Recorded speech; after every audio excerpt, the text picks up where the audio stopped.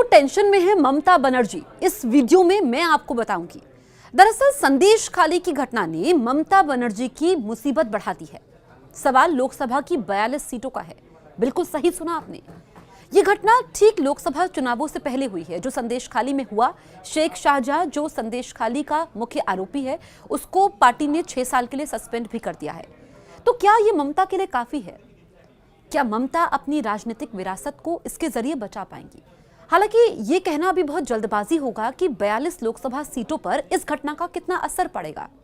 लेकिन एक बात तो तय है कि टीएमसी ने डैमेज कंट्रोल की कोशिश जरूर की है और कई सारे सवाल भी इसके जरिए उठाए जा रहे हैं कि क्या जो संदेश खाली से स्थानीय आंदोलन शुरू हुआ, ये सिंगूर नंदीग्राम की तरह राजनीतिक रूप से असरदार होगा। हालांकि ममता बनर्जी ये साफ कर चुकी है कि संदेश खाली की तुलना सिंगूर से, नंदीग्राम से नहीं हो सकती है। लेकिन ममता के कहने से ये काफी नहीं होगा। राजनीति के जानकार ये मानते हैं कि संदेश खाली की घटना ने ममता की छवि और उनकी राजनीति दोनों पर असर डाला है। और ममता इस बात से गुस्से में भी हैं कि संदेश खाली की जो महिलाएं सामने आई, उन्होंने अपना दर्द बयां किया। दशकों तक ये होता रहा, कैसे शेख शाहजहां ने लोगों की जमीनें हड़पी, बंधक बनाया गया, महिलाओं का यौन उत्पीड़न किया, उसका रसूख आप देखिए, उसकी गुंडई आप देखिए।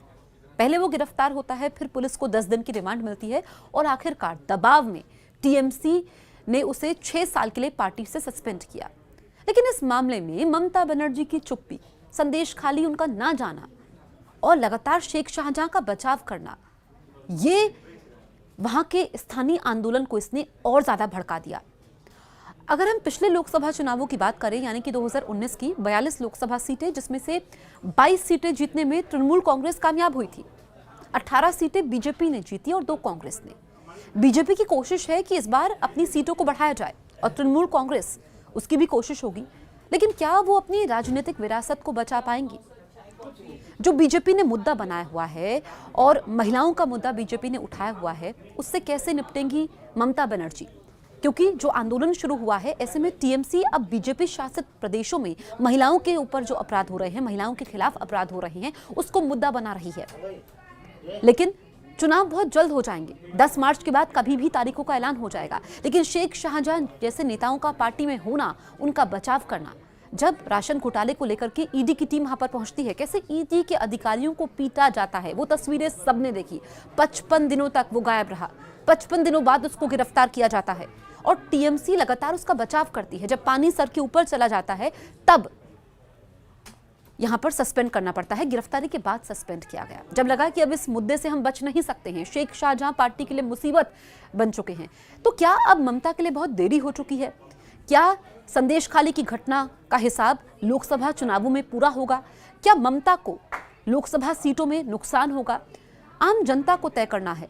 और ये जो मुद्दा उठा है, क्योंकि हमने देखा कि ममता बनर्जी ने कैसे अपनी राजनीतिक विरासत को बचा करके रखा, कैसे लेफ्ट के शासन को उखाड़ फेंका, जो आंदोलन शुरू किया गया था, और उसके बाद ममता सत्ता में आती है। लेकिन सवाल उठे कि एक महिला मुख्यमंत्री होने के नाते महिलाओं को इतने दिन तक इंतजार क्यों करना पड़ा?